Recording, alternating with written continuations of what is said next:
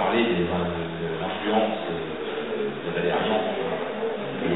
Lucas, en tout cas le studio de design, avait les Valérians grandis dans les studios, enfin l'anecdote est assez connue, mais pour ma génération, c'était un truc, tout était logique. C'est-à-dire qu'on découvrait Star Wars, on lisait Valérian, et c'était cohérent tout ça. Moi, j'ai jamais cherché à savoir qui de Star Wars ou Valérian était avant. Après, on s'est intéressé. Après, on a découvert Domination des espaces, tout ça. Et on a remonté aussi au niveau du cinéma. Mais en 77, c'était assez magique parce qu'il y avait cette science-fiction que je dirais chez Dargaud, pour simplifier les choses, qui était vraiment une science-fiction adulte par rapport à ce qu'on avait chez Dupuis, ou même un peu, dans les Spirou, il y avait un peu de SF. Là, c'était dans Pilote et chez Dargaud, c'était assez adulte. C'était juste avant la découverte de Métal Hurlant, Métal Hurlant, encore autre chose. Mais en tout cas, tout ça était cohérent, quoi. Star Wars, Valérian, puis après, Alien, et des choses plus adultes. Je sais pas s'il y en a qui veulent réagir dans le public. Il y a des lecteurs, des jeunes lecteurs de Valérian parmi nous, ou des gens qui ont découvert plus tard. Je sais pas dire que vous avez commencé à lire en 67, forcément.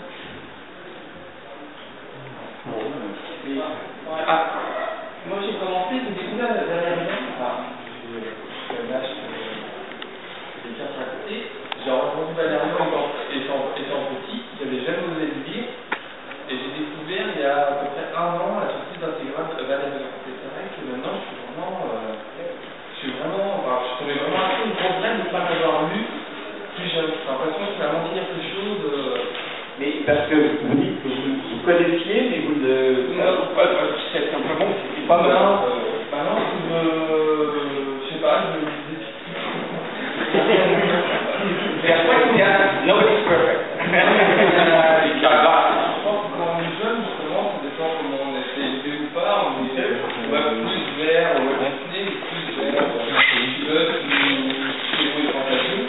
C'est vrai que, tantôt c'était plus vers Walt Disney, et j'ai découvert vachement sur le tard, où je suis au Fantasio, Valérian, le Cosmos, je leur fais.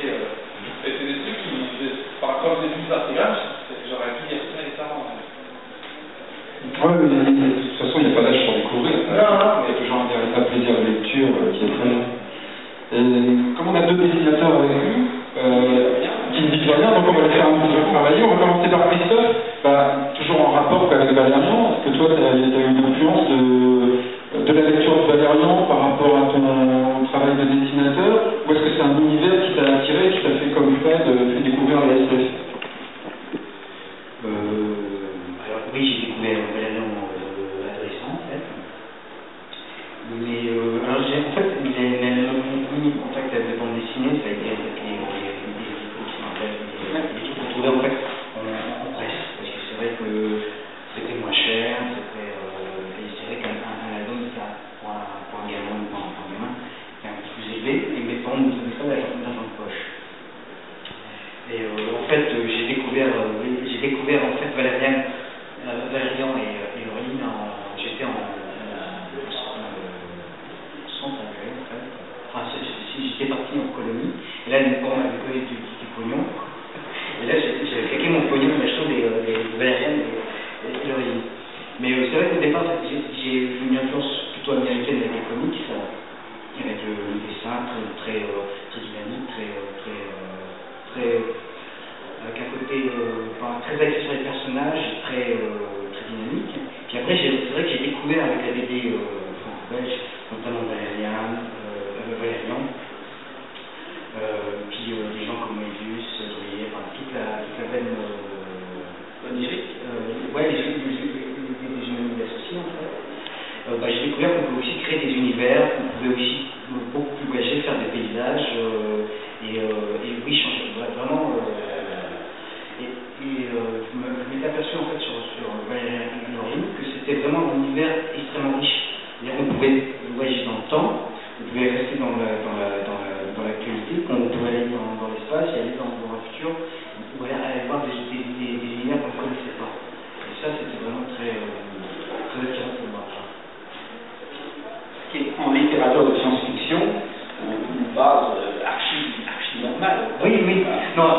BD science-fiction américaine, c'est la lutte toujours du super-héros, voilà, le méchant dans les matières, etc. C'est les super-héros ce sont les super-héros avec des problèmes humains, parce qu'en fait, Spider-Man, en fait, avec un étudiant qui a des problèmes amoureux avec ses copines, mais qui à côté de ça, est obligé en fait de combattre les méchants parce qu'en fait, il y a des super-pouvoirs.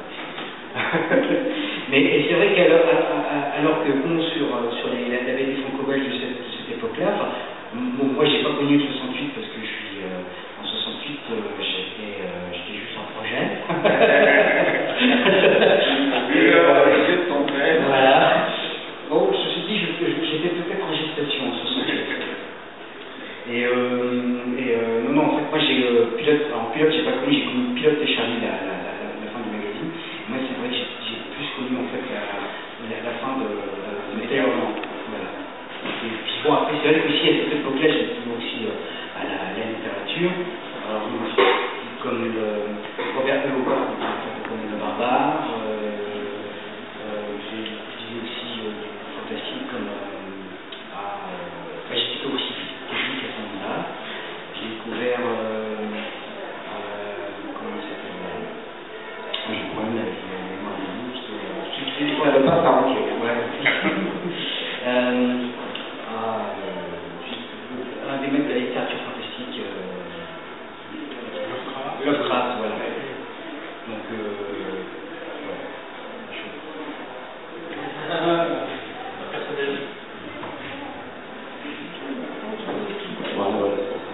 personnellement, je suis un poil plus jeune, donc je suis 77, c'est un peu occupé. Donc du coup, c'est vrai que l'approche de la bande dessinée, puis plus largement de la science-fiction, s'est faite un peu... l'émergence de ma conscience à ce sujet-là, c'est peut-être vers 84, et c'est vrai que les comics Marvel, c'est un peu mes premiers souvenirs de lecture et de bande dessinée au sens large. Donc c'est vrai que la bande dessinée américaine, la production qui nous arrivait à l'époque, était ça déforme un petit peu le regard. C'est vrai que c'est très américain. Il y avait à l'époque de très bonnes choses, mais mon ouverture à la bande dessinée plus large franco-belge, c'était vraiment plus tard, et la découverte surtout de l'univers fantastique. C'est d'abord fait par Star Wars en 84, c'était la sortie de 23e août, 77 le premier. Et donc voilà, on démarre comme ça, c'est les premières images que j'ai des jouets Star Wars de l'époque, merchandising. Et donc tout ça crée un socle. Et après, voilà, il s'agit de développer un peu tout ça, d'enrichir donc au fur et à mesure des découvertes de littérature. C'est vrai que je ne suis pas forcément, il faut me mettre des choses dans les mains pour que je puisse m'y intéresser. Donc les auteurs de science-fiction, Macavie, Cosmos, Lovecraft aussi, je suis venu, mais il faut que ce soit presque contraint et forcé. Pareil pour la bande dessinée franco-belge, l'ouverture à des styles, des genres divers et variés. La science-fiction, la science-fiction, c'est toujours un petit peu d'une manière contrainte et forcée, mais souvent avec des bonnes surprises. Et malheureusement, j'en viens toujours à la comics américaine. Ça m'a ouvert à la bande dessinée, mais ça m'a aussi un petit peu cloisonné dans une certaine manière de penser à la bande dessinée, et l'ouverture se fait maintenant. Il n'y a pas d'âge pour découvrir. Oui, on est toujours en évolution. Voilà. Donc ce qui est marrant, c'est qu'avec Christophe, vous aviez tous les deux cité Star Wars. Et Star Wars, c'est vrai que c'est un film fondateur, et c'est vrai que pour l'avoir vu, pour vous avoir lu, il y a énormément de points communs sur tout le décorum par rapport au premier. Et il y a aussi Oui. Non, mais ce qui est très intéressant, on parle de génération, tout ça, c'est de voir que justement, on ne va pas demander à un